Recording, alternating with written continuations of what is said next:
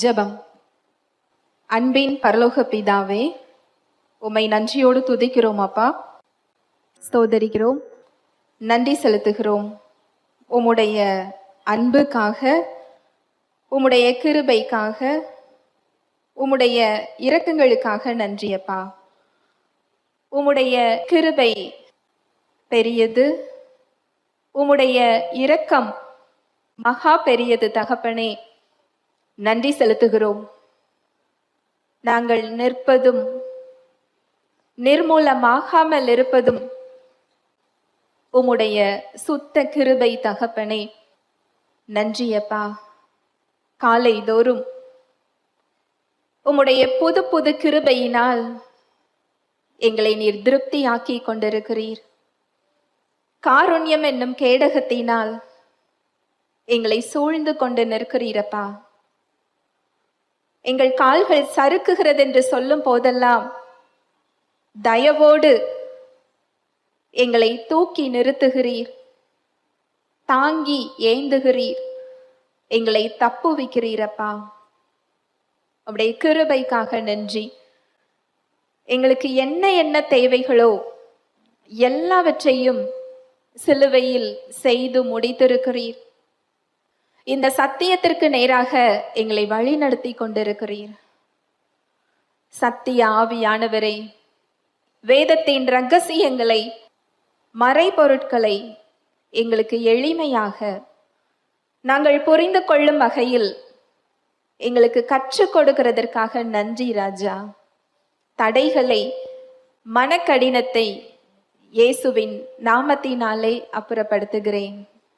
சத்தியத்தை தாழ்மையாக ஏற்றுக்கொள்ளக்கூடிய உணர்வுள்ள இருதயங்களை எங்கள் ஒவ்வொருவருக்கும் நீர் தருகிறதற்காக நன்றி செலுத்துகிறேன்.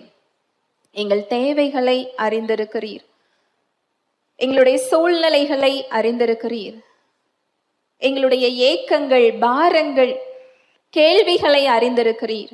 வார்த்தையாக கடந்து வருகிறதற்காய் நன்றி செலுத்துகிறேன். உம்முடைய வார்த்தையை நீர் அற்புதங்களினாலும் அடையாளங்களினாலும் உறுதிப்படுத்துகிறதற்காய் நன்றி செலுத்துகிறேன். நீர் மாத்திரம் வெளிப்படும், உம்முடைய நாமம் மகிமைப்படட்டும். இயேசுவின் மூலம் ஜெபிக்கிறேன் நல்ல பிதாவே, ஆமீன். Praise the Lord. ஹல்லேலூயா. நன்றி இயேசுவே.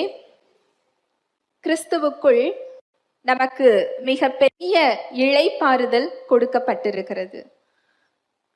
அதற்குள்ள செல்றதுக்கு நாம் ஒரு செயல்களையும் செய்ய வேண்டாம். ஆவியானவர் நம்மை அதில் வழி நடத்தி செல்லுகிறார். இதை நாம் தியானித்து கொண்டிருக்கிறோம். நம்முடைய சூழ்நிலைகள்ல நாம் தேவனுடைய வல்லமையையும் செயல்களையும் எதிர்பார்த்து நாம் காத்து கொண்டிருக்கிறோம். ஆனால் பரிசுத்த ஆவியானவர் நம்மை பலப்படுத்தி அழைத்து செல்லுகிறார். ஹல்லேலூயா. Praise the Lord. இந்த பலப்படுத்துகிற அனுபவம் முதலில் ஏற்படுகிறது. அதற்கு பின்புதான் சூழ்நிலைகளில் மாற்றம் வருகிறது. நம்முடைய கவனம் வெளியே இருக்கு, ஆனா ஆவியானவர் முதல்ல சரி செய்யறது எங்க சரி செய்கிறார்? நமக்குள் சரி செய்து கொண்டிருக்கிறார். இன்றைக்கு நாம பார்க்க போகின்ற சத்தியம் விசுவாச வார்த்தைகளின் மூலமாக, விசுவாச வார்த்தைகளை நாம் பேசுவதின் மூலமாக ஆவியானவர் செயல்படுகிறார். இது நாம எல்லாருக்கும் தெரிந்த ஒரு அடிப்படையான ஒரு சத்தியம். இந்த விசுவாச வார்த்தைகள் பேச வேண்டியதோட முக்கியத்துவம், இந்த விசுவாச அறிக்கைகள் எப்படி பேச வேண்டும், தேவன் அதில் எவ்வாறு செயல்படுகிறார், இதை தான் இன்றைக்கு நம்ம பார்க்க போறோம். நீங்க அநேக தேவைகளோட காத்து கொண்டிருக்கலாம். உங்க சூழ்நிலை மாற வேண்டும் என்று காத்து கொண்டிருக்கலாம். முதலில் நீங்கள் கவனிக்க வேண்டிய காரியம் உங்களது வாயின் வார்த்தைகள். உங்களுடைய வாயின் வார்த்தைகள் மாறாமல் சூழ்நிலைகள் என்ன செய்யாது? மாறாது. முதல் ஸ்டெப் இதுதான். இன்றைக்கு நான் என்ன செய்தால் இந்த விடுதலையை பார்க்கலாம் என்று நீங்கள் காத்து கொண்டிருப்பீர்கள் என்றால், நாம் செய்ய வேண்டிய செயல்கள் என்று எதுவுமே இல்லை. எல்லாமே கிறிஸ்துவுக்குள் நமக்கு என்ன செய்யப்பட்டாச்சு? செய்து முடிக்கப்பட்டாயிற்று. இந்த ஓய்வில் இளைப்பாறுவதற்கு, இந்த ஓய்வை அனுபவிப்பதற்கு நமக்கு ஆவியானவர் கொடுக்கப்பட்டிருக்கிறார். அவரது வார்த்தை கொடுக்கப்பட்டிருக்கிறது. ஆவியானவரும் அவரது வார்த்தையும் எப்படி நம்ம வாழ்க்கையில செயல்படுவாங்க அப்படின்னு சொன்னா, நாம விசுவாச வார்த்தைகளை பேசுகிறதன் மூலம். இது நம்ம வாழ்க்கையில ஏற்றுக்கொள்ள முடியாத ஒரு காரியமா இருக்கலாம். அது எப்படி நான் இந்த வார்த்தையை பேசுகிறதன் மூலம் எப்படி சூழ்நிலை மாறும்? ஏனென்றால் சூழ்நிலையில ஒரு பெரிய தேவை இருக்கும், சரீரத்துல ஒரு பெரிய பிரச்சனை இருக்கும், உலக பிரகாரமா அதுக்கு தீர்வே இல்லாம இருக்கும். இந்த வார்த்தையை நான் பேசுறதுனால அது எப்படி மாறும்? அது எப்படி நடக்கும்? அநேகர் யோசிக்கின்ற ஒரு காரியம், கேள்வி கேட்கின்ற ஒரு இடம் இதுதான். இது நமக்கு புதிதாக இருக்கலாம், ஆனால் தேவன் செயல்படுகின்ற விதம் இப்படிதான். வேதாகமத்துல சொல்லப்பட்டிருக்கின்ற ஆவிக்குரிய விதி இதுதான். தேவன் செயல்படுகின்ற ஒரு வல்லமை நிறைந்த ஒரு விதி, நாம் விசுவாச வார்த்தைகளை பேசுகின்ற விதி. தேவன் எப்படி செயல்பட்டார்? தேவன் இருக்கின்ற இடம் நன்றாக இருக்கும் அப்படின்னு சொல்லி நாம நினைக்கிறோம். ஆதியிலே வெறுமையா இருந்துதா, ஒழுங்கின்மையா இருந்துதா, இருள் இருந்ததா? அந்த ஒழுங்கின்மையிலையும் வெறுமையிலையும் இருளையும் ஆவியானவர் என்ன செஞ்சுக்கிட்டு இருந்தாரா? அசைவாடி கொண்டிருந்தார். எப்பொழுது அங்கு வெளிச்சம் உண்டாக கடவது என்ற வார்த்தை வெளிப்பட்டதோ, ஆவியானவர் அங்கு வெளிச்சத்தை என்ன செய்கிறார்? உருவாக்குகிறார். ஒவ்வொரு தேவ மனிதர்களோட வாழ்க்கையிலையும் அப்படிதான். ஆபிரகாமை பிரித்தெடுக்கிறார். அவருக்கு ஒரு குழந்தை கூட இல்லாமல் இருக்கும் பொழுது அவரை ஆசிர்வதித்து உன்னை பெரிய ஜாதியாக்குவேன் என்று வாக்கு பண்ணுகிறார். உனக்குள் பூமியில் உள்ள வம்சங்கள் எல்லாம் ஆசிர்வதிக்கப்படும். ஆனா ஆபிரகாமோட சூழ்நிலையோ இதை பெற்றுக்கொள்கிறதற்கு வழியே இல்லை. சாராளுடைய கர்ப்பம் செத்து போனது. வேதம் அப்படிதான் சொல்லுது. ஆபிரகாமுடைய சரீரம் செத்து போனது என்று வேதம் சொல்லுகிறது. ஆபிரகாமுக்கு நிறைய சந்தேகங்கள். அந்த சந்தேகத்தின் வெளிப்பாடுதான் ஆகார், இஸ்மவேல். தேவனுடைய வாக்குத்தத்தம் நிறைவேறுவதற்கு நாம் திட்டம் போட வேண்டுமோ என்று ஆபிரகாமும் சாராளும் சேர்ந்து செஞ்ச ஒரு தவறுதான் இஸ்மவேல். அதனுடைய பிரச்சனை இன்றளவுக்கும் இருக்குது. தேவனுடைய வாக்குத்தத்தம் நிறைவேறுவதற்கு நாம் திட்டம் போட வேண்டிய அவசியம் இல்லை.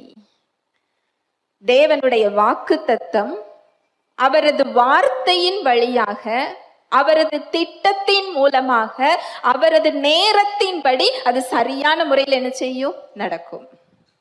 நாம திட்டம் போடணும்னு அவசியம் இல்லை. அங்கு ஆபிரகாமுக்கு பயம் வருகிறது. ஒருவேளை என் வீட்டுல வேலை செய்கின்ற எலியேசர் என்னுடைய சுதந்திரவாளியாக இருப்பானோ? அவருக்கு ஒரு சந்தேகம். தேவன் அவருக்கு தரிசனமாகி வார்த்தையை கொடுக்கிறார். இதெல்லாம் வேதாகமத்துல இருக்கு. அவரை வெளியே அழைத்து, பூமியின் தூளை எண்ணக்கூடுமானால் நீ எண்ணு, வானத்து நட்சத்திரங்களை எண்ணக்கூடுமானால் நீ எண்ணு, இதே போல உன் கர்ப்ப பிறப்பு என்ன செய்யும்? இருக்கும். எலியேசர் அல்ல. ஆபிரகாம் என்ன நினைக்கிறாரு? எலியேசராக இருக்குமோ என்று நினைக்கிறார். ஆனால் தேவன் சொல்லுகிறார், உன் கர்ப்பத்திலிருந்து பிறக்கும் சந்ததி, சாராளுடைய கர்ப்பத்திலிருந்து பிறக்கும் சந்ததி தான் வானத்து நட்சத்திரத்தை போல என்ன செய்யும்? பெருகும். ரோமர் 4:17 வாசிக்கலாம். அநேக ஜாதிகளுக்கு உன்னை தகப்பனாக ஏற்படுத்தினேன் என்று எழுதியிருக்கிறபடி அவன் தான் விசுவாசித்தவருமாய் மரித்தோரை உயிர்ப்பித்து இல்லாதவைகளை இருக்கிறவைகளைப் போல் அழைக்கிறவருமாய் இருக்கிற தேவனுக்கு முன்பாக நம் எல்லாருக்கும் தகப்பனானான். எப்போ எலியேசர் என்னுடைய சுதந்திரவாளியாக இருப்பானோ என்று அவர் கேட்ட வார்த்தை, அடுத்து இல்லாதவைகளை இருக்கிறவைகளை போல அழைக்கின்ற தேவனுடைய வார்த்தைக்கு நேராக அவரது வார்த்தை என்ன செய்யப்படுது? மாற்றப்படுகிறது. நான் சகல ஜாதிகளுக்கும் தகப்பன். இந்த விசுவாச வார்த்தையை பேசுறதுனால சாராளுடைய கர்ப்பம் எப்படி உயிர் பெறும்? ஆபிரகாமுடைய சரீரம் எப்படி அங்கு உயிர் பெறும்? இப்படி கேட்டா உங்களுக்கு புரியாது. ஆனா தேவனுடைய வார்த்தைக்கு நேராக அதை நீங்கள் தாழ்மையா ஏற்றுக்கொண்டு அதை விசுவாசித்து நீங்கள் பேச பேச முதலில் அது உங்களுக்குள் விசுவாசத்தை உருவாக்கும். உங்களுடைய கற்பனையை அது மாற்றும். தேவனுடைய வார்த்தைக்கு நேரான கற்பனைக்கு உங்கள் கற்பனை மாறும் பொழுது செத்து போன சரீரம் உயிர்ப்பிப்பது அவருக்கு லேசான காரியம். ஹல்லேலூயா, பிரைஸ் தி லார்ட்.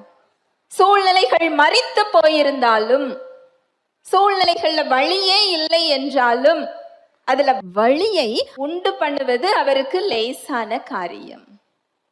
இது வேதாகமத்தின் விதி, ஆவிக்குரிய விதி. நாம நம்பினாலும் சரி, நம்பவில்லை என்றாலும் சரி, அது ஒரு ஆவிக்குரிய விதி. இங்க ஆபிரகாம் மாத்திரம் இல்ல, வேதத்துல ஏராளமான உதாரணங்கள் இருக்கிறது. இஸ்ரவேல் மக்களை ஒரு பெரிய வாக்கு செய்து அநேக அற்புதங்களினாலும் அடையாளங்களினாலும் எகிப்திலிருந்து விடுவித்து கொண்டு வருகிறார். பாலும் தேனும் ஓடுகின்ற கானான் தேசத்தை உங்களுக்கு சுதந்திரமாக கொடுத்தேன். அதற்கான அதிசயங்களையும் அற்புதங்களையும் அந்த மக்கள் கண்ணார என்ன செஞ்சாங்க? பார்த்தார்கள். தேவனுடைய பிரசன்னம் இரவில் அக்கினி ஸ்தம்பமாகவும் பகல்ல மேக ஸ்தம்பமாகவும் அவர்கள் கூட என்ன செஞ்சுதான்? வந்துதான். கானானுக்கு முன்பதாக வந்து நின்றார்கள். சரியாக சொல்லணும்னா 12 நாளில் கடக்க வேண்டிய தூரத்தை அவங்க 40 வருஷமா என்ன செஞ்சாங்க? கடந்து வந்தாங்க. அவர்களால் அதை விசுவாசிக்க முடியல. அங்க தேசத்துக்குள்ள போய் சுத்தி பார்க்க போறாங்க. அவங்க போயிட்டு வந்து சொன்ன காரியங்கள் எதுவுமே பொய் கிடையாது. தேவன் சொன்னதை அவர்கள் பொய் என்று மறுக்கவும் இல்லை. எண்ணாகமம் 13வது அதிகாரத்தை நீங்க திருப்பி வாசித்து பார்த்தீர்கள் என்றால், தேவன் நமக்கு தந்த தேசம் பாலும் தேனும் ஓடுகின்ற தேசம்தான். அதுல எந்த சந்தேகமும் இல்லை. ஆனா அங்க யார் இருக்கிறாங்க? ராட்சசர்கள் இருக்கிறாங்க. கோட்டை பலமா இருக்குது. அவங்க பார்வையில நாங்க எப்படி இருக்கிறோம்? வெட்டுக்கிளிய போல இருக்கிறோம். எங்க பார்வைக்குமே எங்களை பார்க்க எப்படிதான் இருக்குது? வெட்டுக்கிளி போல இருக்குது. இந்த 10 பேரும் சொன்ன ரிப்போர்ட், தகவல் பொய் கிடையாது, நிஜம். அந்த 10 பேரோட கூட 2 பேர் போனாங்க, யோசுவா, காலேப்.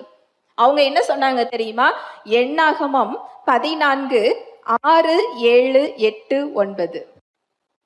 தேசத்தை சுற்றி பார்த்தவர்களில் நூனின் குமாரனாகிய யோசுவாவும் எப்புன்னேயின் குமாரனாகிய காலேபும் தங்கள் வஸ்திரங்களை கிழித்து கொண்டு இஸ்ரவேல் புத்திரரில் சமஸ்த சபையையும் நோக்கி, நாங்கள் போய் சுற்றி பார்த்து சோதித்த தேசம் மகா நல்ல தேசம்.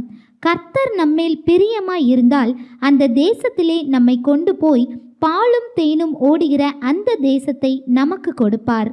கர்த்தருக்கு விரோதமாக மாத்திரம் கலகம் பண்ணாதிருங்கள்.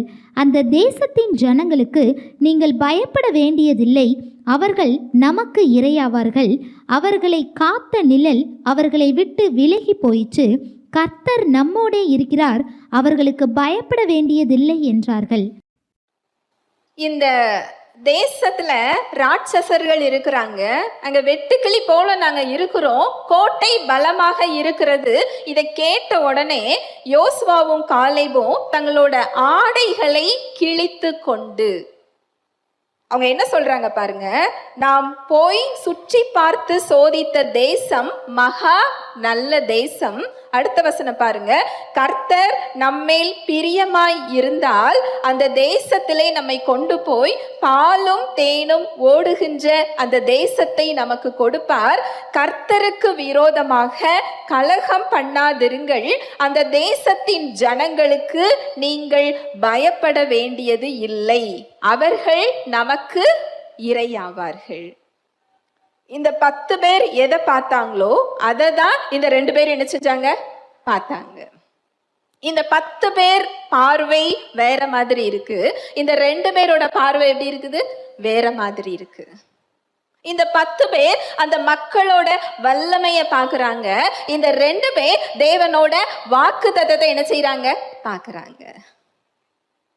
இந்த 2 பேர்ல யார் அந்த வாக்குத்தத்தத்தை பெற்றுக்கொண்டாங்க? யோசுவாவும் காலேபும் தான்.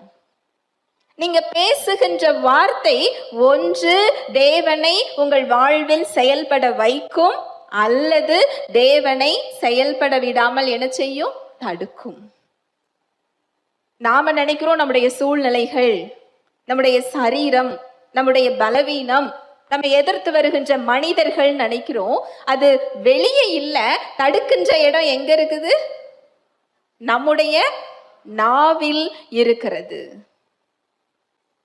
இங்க யோசுவா காலேப் மாத்திரம் இல்ல, இன்னொரு ஒரு பெண்மணி 2 ராஜாக்கள் 4:20 முதல் 26 வரை. அவனை எடுத்து அவன் தாயினிடத்தில் கொண்டு போன போது அவன் மத்தியானம் மட்டும் அவள் மடியில் இருந்து செத்து போனான். அப்பொழுது அவள் ஏறி போய் அவனை தேவனுடைய மனுஷன் கட்டிலின் மேல் வைத்து அவன் வைக்கப்பட்ட அறையின் கதவை பூட்டி கொண்டு போய் தன் புருஷனிடத்தில் ஆள் அனுப்பி, நான் சீக்கிரமாய் தேவனுடைய மனுஷன் இருக்கும் இடமட்டும் போய் வரும்படிக்கு வேலைக்காரரில் ஒருவனையும் ஒரு கழுதையையும் எனக்கு அனுப்ப வேண்டும் என்று சொல்ல சொன்னாள். அப்பொழுது அவன், இது அமாவாசையும் அல்ல, ஓய்வு நாளும் அல்லவே, நீ இன்றைக்கு அவரிடத்திற்கு போக வேண்டியது என்ன என்று கேட்க சொன்னான்.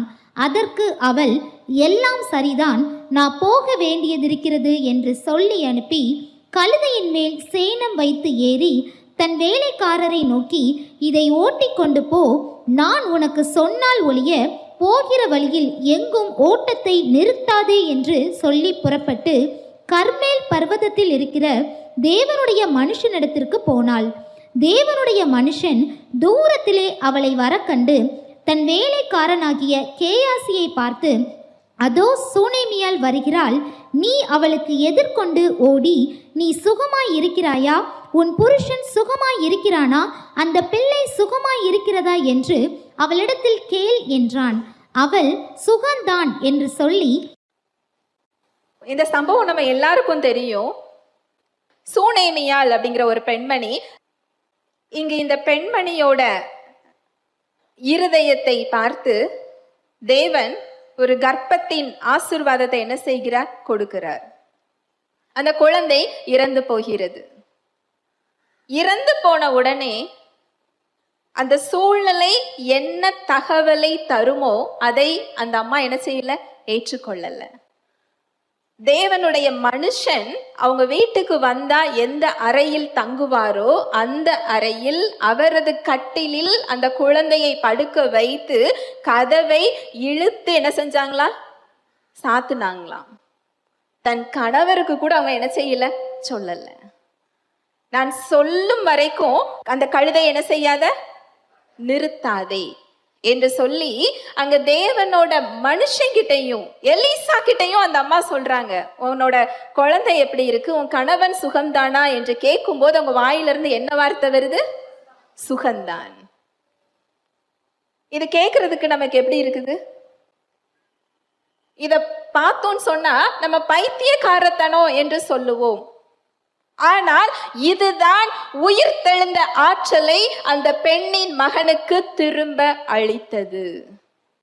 ஹல்லேலூயா, பிரைஸ் தி லார்ட். அவங்க உலகம் பார்க்கின்ற பிரகாரமாக அந்த அம்மா என்ன செய்யல, பார்க்கல.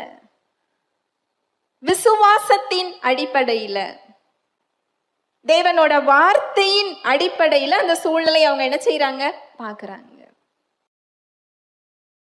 இதை யாராவது பார்த்தாங்கன்னு சொன்னா, அந்த அம்மாவுக்கு ரொம்ப வருடம் கழித்து குழந்தை பிறந்ததால் அது இறந்தவுடன் புத்தி என்ன செஞ்சிட்டு, புத்தி சரியில்லாமல் போய்விட்டதுன்னு சொல்லி பைத்தியம் என்ன செஞ்சிருவாங்க, பெயர் சூட்டிடுவாங்க. சுற்றிலும் உள்ளவர்களை பார்த்து அவங்க என்ன நினைப்பாங்கன்னு அந்த அம்மா என்ன செய்யல, யோசிக்கல. இதெல்லாம் தேவனோட வல்லமைய உங்க வாழ்க்கையில நீங்க பெற்றுக்கொள்வதற்கான நீங்க செயல்படுகின்ற இடங்கள். இதெல்லாம் மற்றவர்கள் என்ன யோசிப்பார்கள் என்று நீங்க நினைச்சீங்கன்னு சொன்னா, தேவனை உங்களால என்ன செய்ய முடியாது, விசுவாசிக்க முடியாது. அவரை நீங்கள் பிரியப்படுத்த முடியாது. அவங்க உலக பிரகாரமா எது பைத்தியம் என்று சொல்லப்படுகிறதோ அந்த விதிதான் அவங்க வாழ்க்கையில தேவ வல்லமையை வெளிப்படுத்தி அந்த பிள்ளைக்கு உயிர் கொடுத்தது. சுகம்தான். எல்லாரும் எப்படி இருக்கிறாங்க, சுகம்தான். அவங்க பொய் பேசினாங்களா, இல்ல.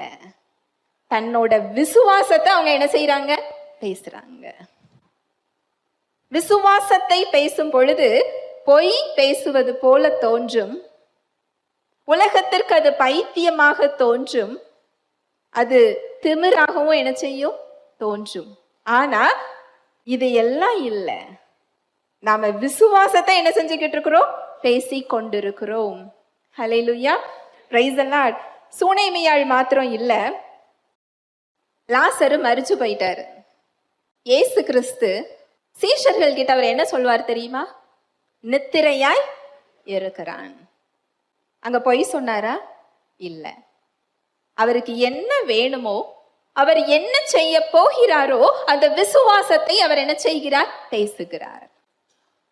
அத்தி மரத்தை பார்த்து பேசுகிறார், இனிமேல் ஒருவனும் ஒரு காலம் உன்னிடத்துல என்ன செய்ய மாட்டான், கனியை புசிப்பது இல்லை சொல்லிட்டு போய்விட்டார்.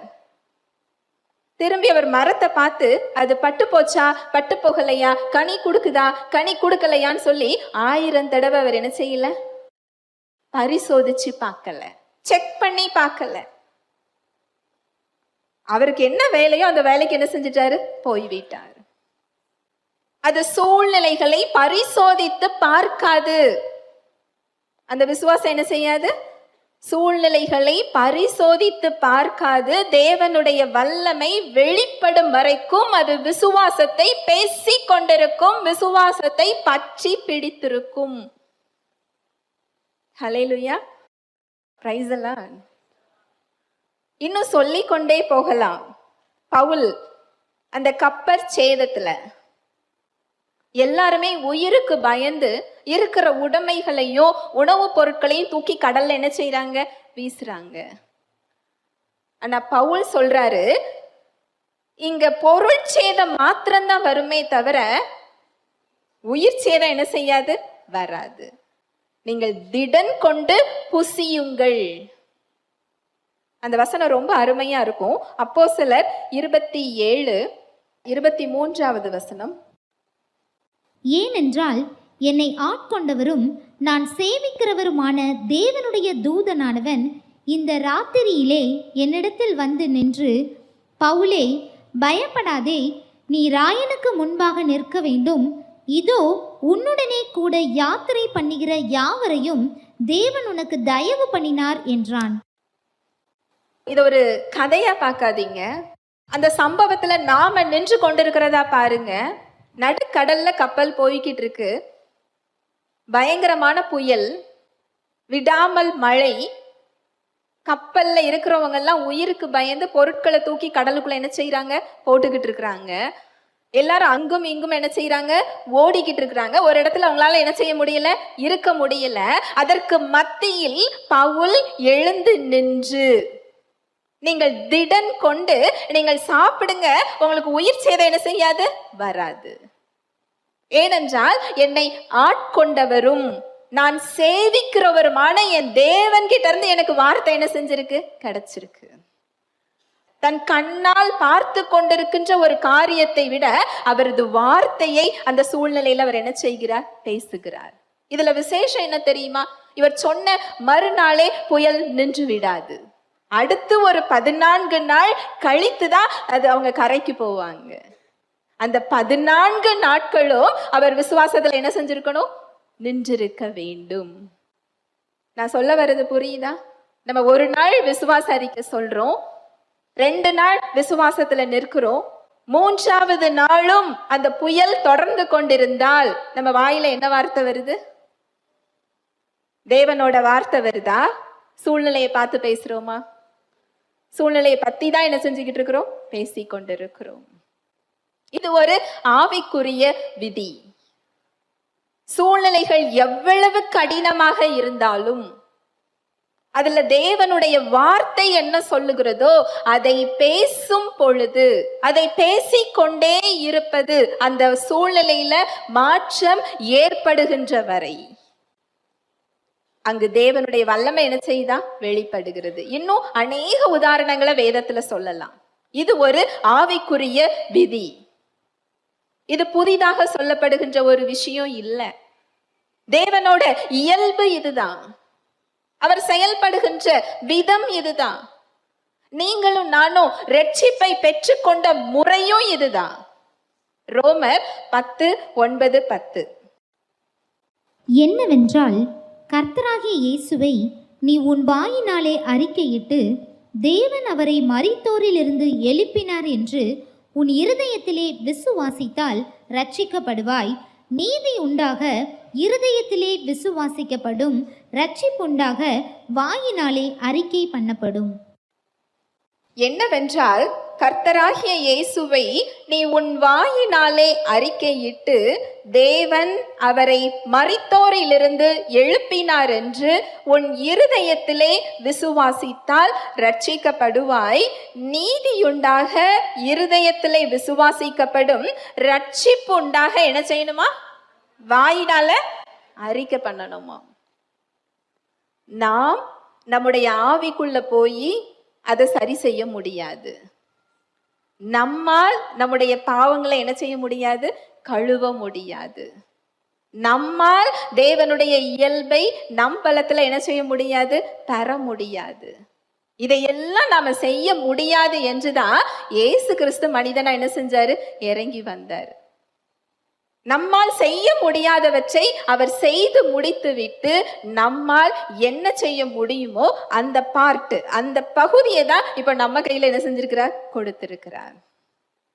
இருதயத்துல விசுவாசிச்சு வாயினால அறிக்கை பண்ணும்போது அந்த ரட்சிப்பை நம்ம என்ன செஞ்சுக்கிறோமா, பெற்றுக்கொள்றோமா. ரொம்ப எளிமையான முறை. நீங்க அதை விசுவாசிச்சு உங்க வாயினால இயேசு கிறிஸ்துவை இரட்சகர், அவரை நான் ஏற்றுக்கொள்றேன் முழு மனதாக நீங்கள் ஏற்றுக்கொள்ளும் போது, தேவன் அவரை மரித்தோரிலிருந்து 3ஆம் நாள் உயிர்த்தெழ பண்ணினார். என் பாவங்களுக்காக அவர் மரித்தார், அவர் உயிர்த்தெழுந்திருக்கிறார், அவர் என் இரட்சகர் என்று நீங்கள் ஏற்றுக்கொண்டு உங்க வாயினால அறிக்கை செய்கின்ற அடுத்த வினாடியே நீங்க ஆவியில புதிய சிருஷ்டியா என்ன செய்றீங்க, பறக்குறீங்க. இது ஆவியானவருடைய கிரியை. பரிசுத்த ஆவியானவர் உங்கள் ஆவியை புதிதாக மாற்றுகிறார். இப்படிதான் ரட்சிப்பை நம்ம என்ன செஞ்சிருக்கிறோம், பெற்றிருக்கிறோம். இந்த விசுவாசத்தை பேசுறது, விசுவாச அறிக்கை செய்வது அப்படிங்கிறது புதிய ஒரு விஷயம் இல்லை. வேதத்துல சொல்லப்பட்டிருக்கின்ற ஆவிக்குரிய விதி அதுதான். எல்லா தேவ மனிதர்களும் இப்படிதான் அந்த வல்லமையை அவங்க வாழ்க்கையில என்ன செஞ்சிருக்கிறாங்க, பார்த்திருக்கிறாங்க. வாசிக்கலாம், எபிரேயர் 10:23. அல்லாமலும் நம்முடைய நம்பிக்கையை அறிக்கையிடுகிறதில் அசைவில்லாமல் உறுதியாய் இருக்க கடவோம். வாக்குத்தத்தம் பண்ணினவர் உண்மையுள்ளவராய் இருக்கிறாரே. அல்லாமலும் நம்முடைய நம்பிக்கையை அறிக்கை இடுகிறதில் அசைவில்லாமல் உறுதியாய் இருக்கணுமா.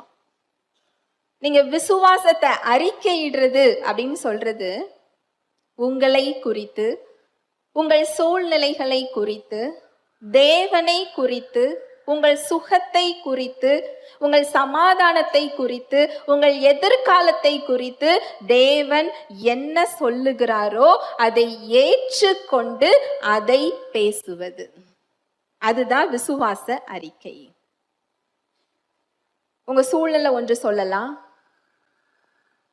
உங்களோட சரீரம் ஒன்று சொல்லலாம், உங்க உறவுகள் ஒன்று சொல்லலாம், உங்க எதிர்காலத்தை குறித்து உங்களுக்கு அநேக பயம் இருக்கலாம். சூழ்நிலைகளின் அடிப்படையில எழுகின்ற காரியங்கள் இதெல்லாம், அது பிரச்சனை இல்லை. அதை குறித்து தேவனுடைய வார்த்தை என்ன சொல்லுகிறது? உங்க எதிர்காலத்தை குறித்து தேவனுடைய வார்த்தை என்ன சொல்லுது? உங்களுக்காக நான் வைத்திருக்கின்ற திட்டம் தீமையானது இல்லை, அது நன்மையானது. நல்ல திட்டத்தை, நன்மையான திட்டத்தை நான் உங்களுக்காக வைத்திருக்கிறேன். உங்க எதிர்காலத்தை குறித்து அவர் சொல்றது இதுதான். ஆனா உங்க எதிர்காலத்தை குறித்து நம்ம இந்த வார்த்தையின் அடிப்படையில பாக்குறோமா? நம்ம சூழ்நிலையின் அடிப்படையில நம்முடைய எதிர்காலத்தை நம்ம யோசிச்சுக்கிட்டு இருக்கிறோமா? நான் சொல்றது புரியுதா? நம்ம சூழ்நிலை, இப்ப கரண்ட் சிச்சுவேஷன், அது நமக்கு என்ன தகவல் தருதோ, இது இப்படி இருந்தா அடுத்து என்ன ஆகும், அடுத்த மாதம் என்ன ஆகும், அடுத்த நாள் என்ன ஆகும், என் எதிர்காலம் என்ன ஆகும், என் பிள்ளைகளின் நிலை என்ன ஆகும், என்னுடைய எதிர்காலம் என்ன ஆகும். இதுதான் இந்த வசனம் சொல்லுது. அல்லாமலும் நம்முடைய நம்பிக்கையை அறிக்கையிடுகிறதில் அசைவில்லாமல். அப்படி என்றால் அசைக்கக்கூடிய சூழ்நிலைகள் இருக்கதான் செய்யும். அதனாலதான் அசைவில்லாமல் என்ற வார்த்தை இருக்கிறது. அசைக்கக்கூடிய சூழ்நிலைகள் இருந்தாலும், உங்க சூழ்நிலைகள் கடினமாக மாறினாலும், மோசமாக மாறினாலும், நீங்கள் பேசுகின்ற வார்த்தை தேவன் உங்களை குறித்து என்ன சொல்லுகிறார், உங்க சூழ்நிலையை குறித்து என்ன சொல்லுகிறார், உங்க சரீரத்தை குறித்து என்ன சொல்லுகிறார், அதை எப்படி பிடிச்சுக்கணுமா? உறுதியாக பிடித்து கொள்ள வேண்டும். நம்ம ஏற்கனவே பார்த்தோம் இல்லையா, நம்ம ஒரு போர்க்களத்துல நின்று கொண்டிருக்கிறோம். ஒரு ஆவிக்குரிய போர்க்களம், ஆவிக்குரிய போராட்டம். இது நமக்கு சூழ்நிலைகளோடும், மனிதர்களோடும், மாம்சத்தோடும், இரத்தத்தோடும், நோயோடும் இந்த போர் கிடையாது. நமக்கு எதிராளி ஒரே ஒருவன் தான், பிசாசானவனோடு நமக்கு போர். இந்த ஆவிக்குரிய போர்க்களத்துல அசைவில்லாமல் நமது விசுவாசத்தை உறுதியாக பிடித்து கொள்ளுவது ஒரு முக்கியமான பகுதி. இந்த போர்க்களத்துல இது ஒரு பகுதி, முக்கியமான ஒரு பகுதி. உங்க சூழ்நிலைகள் எல்லாம் சாதகமா இருக்கும் போது நம்ம விசுவாசத்தை பேசுறது இல்லை. அசைவில்லாமல் தான் என்ன அர்த்தம்? அது அசைக்கக்கூடிய சூழ்நிலைகள் வந்தாலும் வரும், அசைக்கக்கூடிய சூழ்நிலைகள் வரும். வேதம் அப்படிதான் சொல்லுது. அசைக்கக்கூடிய சூழ்நிலைகள் வந்தாலும், உங்க சிச்சுவேஷன் மோசமாக மாறினாலும், ஏனென்றால் நாம் விழுந்து போன உலகத்துலதான் என்ன செஞ்சுக்கிட்டு இருக்கிறோம்? வாழ்ந்து கொண்டிருக்கிறோம்.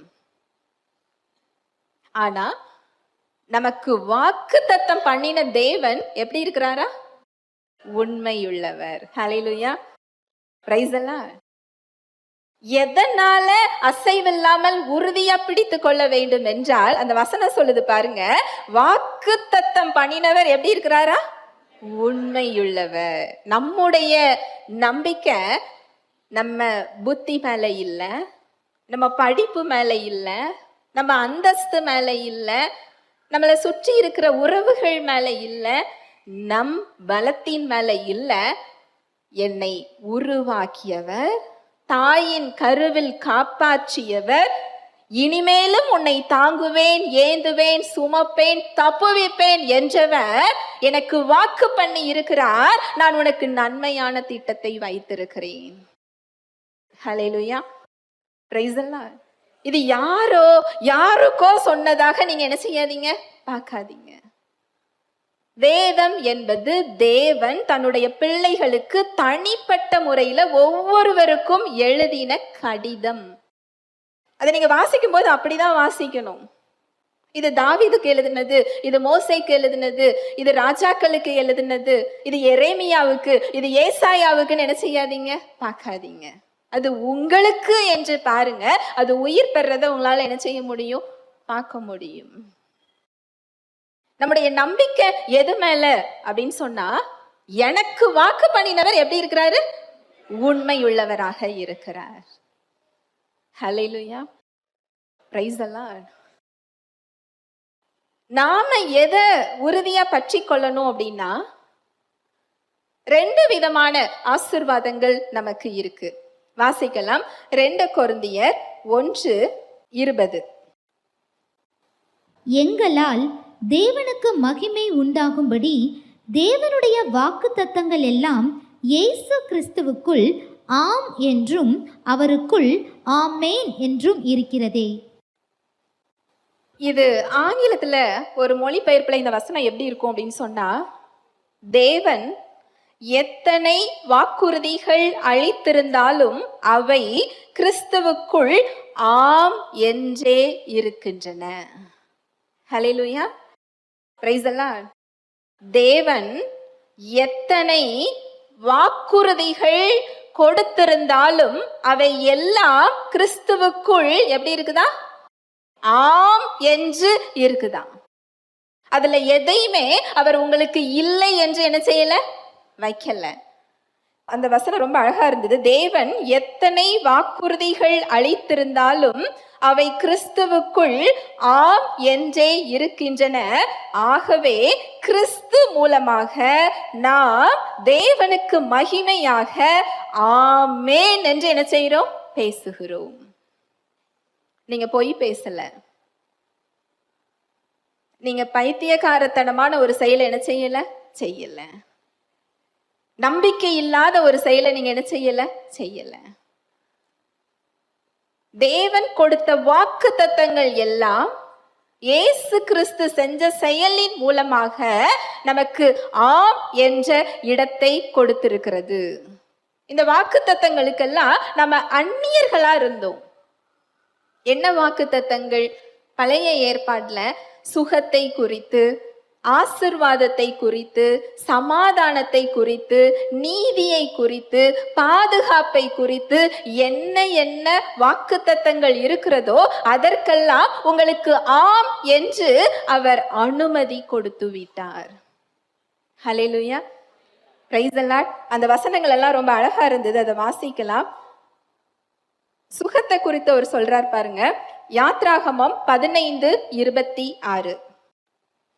நீ உன் தேவனாகிய கர்த்தரின் சத்தத்தை கவனமாய் கேட்டு அவர் பார்வைக்கு செம்மையானவைகளை செய்து அவர் கட்டளைகளுக்கு செவி கொடுத்து அவருடைய நியமங்கள் யாவையும் கை கொண்டால் நான் எகிப்தியருக்கு வர பண்ணின வியாதிகளில் ஒன்றையும் உனக்கு வர பண்ணேன். நானே உன் பரிகாரியாகிய கர்த்தர் என்றார். ஹல்லேலூயா, பிரைஸ் தி லார்ட். இந்த கட்டளைகளை எல்லாம் நமக்கு பதில் இயேசு கிறிஸ்து சிலுவையில் என்ன செஞ்சிட்டாரு, நிறைவேற்றி விட்டார். அதனால் இதுல இந்த சுகத்திற்கு நாம் தேவனுடைய ஆம் என்ற பதிலை நாம் என்ன செஞ்சிருக்கிறோம், பெற்றிருக்கிறோம். இதை நீங்க எப்படி பெற்றுக்கொள்ளணுமா, ஆமேன் என்று சொல்லி என்ன செய்யணுமா, பெற்றுக்கொள்ளணுமா. இந்த நோய் இப்படி இருக்குதுன்னு சொல்லி என்ன செய்யக்கூடாது, சொல்லக்கூடாது. ஏனென்றால் தேவனுடைய வல்லமைக்கும் அவரது சுகத்துக்கும் எனக்கு தகுதியை இயேசு கிறிஸ்து உண்டு பண்ணி இருக்கிறார். அந்த வல்லமை செயல்படுவதற்கு, அந்த சுகத்தை நான் பெற்றுக்கொள்வதற்கான செயலை சிலுவையில் வேற என்ன செஞ்சிட்டாரு, செஞ்சு முடிச்சிட்டாரு. அந்த சுகத்தை நான் பெற்றுக்கொள்ளலாம் என்று தேவன் ஆம் என்று கிறிஸ்துவுக்குள்ள எனக்கு என்ன செஞ்சிட்டாரு, பதில் தந்துட்டாரு. அதுதான் 1 பேதுரு 2:24. அவருடைய தழும்புகளால் நீங்கள் குணமானீர்கள். கிறிஸ்துவுக்குள் அது நிறைவேறி விட்டது. நீங்க சொல்லலாம், அவர் கொடுத்துட்டாருன்னா நான் ஏன் பெறல? நீங்க அதை ஆமேன் என்று நான் சுகமாகி விட்டேன், இயேசுவின் தழும்புகளால் நான் சுகமாகி விட்டேன் என்று சொல்லி அதை நீங்க என்ன செஞ்சுக்கணும், பெற்றுக்கொள்ளணும். தேவனுடைய நாமம் மகிமைப்படும்படியாக. அந்த வசனம் அப்படிதான் சொல்லுது. இந்த சுகம் மாத்திரம் இல்லை, இதுல நிறைய சாட்சிகளை பார்க்குறோம். நான் இந்த ஊழியத்துக்கு வந்த புதுசுல ஒரு சகோதரி வாயில அவங்களுக்கு கேன்சர். நான் அப்போ குட்டியா ப்ரேயர் செல் தான் நாங்க எடுப்போம். அந்த ப்ரேயர் செல்லுக்கு அவங்க வந்திருக்கும் போது கொஞ்சமா தயிர் சாதத்தை 3/4 மணி நேரமா அவங்க சாப்பிட்டாங்க. அவங்களால என்ன செய்ய முடியல? சாப்பிட முடியல. அவங்களுக்கு சுவிசேஷத்தை சொல்லி ஜெபிச்ச பிறகுதான் அவ்வளவு சாப்பாடு அவங்களால சாப்பிட முடிஞ்சுது. அப்படி இல்லைன்னு சொன்னா அவங்க வெறுமை தண்ணி மட்டும்தான் அவங்க என்ன செஞ்சுக்கிட்டு இருந்தாங்க? குடிச்சுக்கிட்டு இருந்தாங்களாம். இந்த சூழ்நிலையில இந்த சத்தியத்தை சொல்லி கொடுத்து அவங்களுக்கு ஜெபிச்சு, இயேசுவின் வாழ்வு என்னோட வாய்க்குள்ள, உணவு குழலுக்குள்ள, என்னோட நாக்கு, அவங்களுக்கு கேன்சர் நாக்குல தான் கேன்சர் செயல்படுகிறது. இயேசுவின் தழும்புகளால் நீங்கள் குணமானீர்கள், இதை நீங்க சொல்லுங்கன்னு சொல்லி அனுப்பியிருந்தோம். ஒரு 6 மாதம் கழித்து அவங்களோட தொடர்பு இல்லை. அவங்க எனக்கு ஃபோன் செஞ்சு சொன்ன சாட்சி என்ன அப்படின்னா, முற்றிலும் கேன்சர் வியாதியிலேருந்து நான் என்ன செஞ்சுட்டேன்? சுகமாயிட்டேன். என்னால் வீட்டில் என்னோட பேர பிள்ளைங்களுக்கு நான் என்ன செய்கிறேன்? சமைத்து கொடுக்கிறேன். என்னால் உணவு சாப்பிட முடிகிறது. எல்லா சர்ச்சுக்கும் சென்று நான் சாட்சி சொல்லுகிறேன். சுகத்தை தாங்கன்னு சொல்லி கேட்காதீங்க. இயேசுவின் தழும்புகளால் சுகமானேன் என்று சொல்லி சுகத்தை என்ன செஞ்சுக்கோங்க? பெற்றுக்கொள்ளுங்கள். அவங்க இப்போ வரைக்கும் சுகமா இருக்கிறாங்க. ரொம்ப எளிமையாக சுகத்தை கொடுத்திருக்கிறார். டாக்டர் ரிப்போர்ட் உண்மைதான், அவங்க சரீரத்தில் அந்த வியாதியும் உண்மைதான். எப்போ தேவனுடைய வார்த்தைக்கு நேராக அவங்க வார்த்தை மாறியதோ, அது அசைவில்லாமல் உறுதியாக பிடிச்சுக்கிட்டாங்களோ, அவங்க அந்த சுகத்தை பெறுகிறதுக்கு 6 மாசம் ஆச்சு. ஆனா இந்த சுகத்தை கிறிஸ்து எவ்வளவு நாளைக்கு முன்னாடி கொடுத்துட்டாரு? 2000 வருடத்திற்கு முன்பதாகவே, நம்ம பிறக்கிறதுக்கு முன்பதாகவே சுகம் கொடுக்கப்பட்டாயிற்று. அசைவில்லாமல். அது என்ன ரிப்போர்ட்டா இருந்தா என்ன, நம்ம சரீரம் என்ன சொன்னால் என்ன, சூழ்நிலைகள் என்ன சொன்னால் என்ன, அவருடைய வார்த்தை என்ன சொல்லுகிறது, அதுதான் நமக்கு முக்கியம். அசைவில்லாமல், அசைக்கக்கூடிய சூழ்நிலைகள் வரும். அசைவில்லாமல் நீங்க உறுதியா பிடிச்சு கொள்ளணுமா? ஏனென்றால் வாக்குத்தத்தம் பண்ணினவர் எப்படி இருக்கிறாரா? உண்மையுள்ளவர். சுகத்தை குறித்து மாத்திரம் இல்ல, தேவன் நமக்கு நம்முடைய தேவைகளை சந்திக்கிறதுல, நமக்கு பலன்களை கொடுப்பதுல, அது அவருடைய வாக்குத்தத்தத்தை பாருங்க. ஆதியாகமம் 22:14. ஆபிரகாம் அந்த இடத்துக்கு யெகோவா ஈரே என்று பெயரிட்டான். அதனாலே கர்த்தருடைய பர்வதத்திலே பார்த்து கொள்ளப்படும் என்று இந்நாள் வரைக்கும் சொல்லப்பட்டு வருகிறது. யெகோவா ஈரே, அவரோட ஒரு நாமத்தின் பெயர் என்னதான்? யெகோவா ஈரே. கர்த்தருடைய பர்வதத்துல பார்த்து கொள்ளப்படும். இதை நம்பி நம்ம போகும்போது அவர் செயல்படுறதை என்ன செய்ய முடியும்? பார்க்க முடியும். இந்த ஆசீர்வாதத்திற்கு தேவன் நமக்கு கிறிஸ்துவுக்குள் ஆம் என்று பதில் அளித்திருக்கிறார். இந்த யெகோவா ஈரே, கர்த்தருடைய பர்வதத்துல பார்த்து கொள்ளப்படும், என் தேவைகள் சந்திக்கப்படும் என்ற ஆசீர்வாதம் கிறிஸ்துவுக்குள்ள நமக்கு என்ன செய்யப்பட்டிருக்குதா?